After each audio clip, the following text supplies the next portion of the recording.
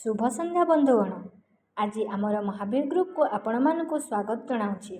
जदि आपण मैंने मोर सांग हेले ताहेले सबु विषय रे अवगत कराइबा मोर कर्तव्य अटे। आज आपण मानक पारामेडिकल कोर्स विषय रे जणाइबाकू जाउछि। मुख्यतः एही कोर्स डिप्लोमा कोर्स अटे।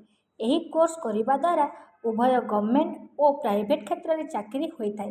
तेणु मुख्यतः यही कोर्स प्रति मोर विशेष दृष्टि आकर्षण करिबार तात्पर्य एही कि जे जड़े छात्र निजर पाठ लेप करी निजे स्वावलंबी मध्य होई पारिबो।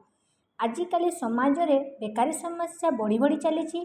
तेणु मु निजे स्वावलंबी हेबाकु थिबा विषय प्रति ध्यान देइथाय।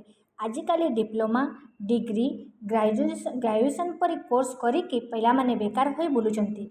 तेणु वर्तमान विभिन्न गवर्नमेंट और प्राइवेट कॉलेज गुड़िक आरंभ हो सारी मेडिकल कोर्स प्रति।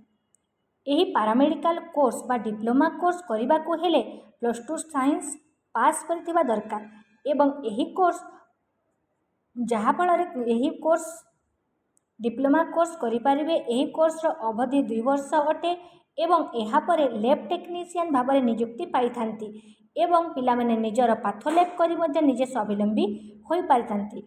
ST/SC छात्र छात्री मानक पई विशेष आर्थिक प्रोत्साहन मध्य गवर्नमेंट प्रदान करथांती।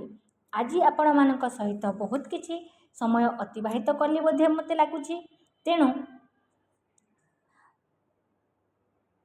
आउ गोटे जिनस प्रति मुझे कहवा भूलीगली सांग मैंने कहीं ना यही डिप्लोमा कोर्स एडमिशन आरंभ हो सारी एवं यार एडमिशन एप्लाय कर लास्ट डेट 15 जुलाई पर्यंत अच्छी।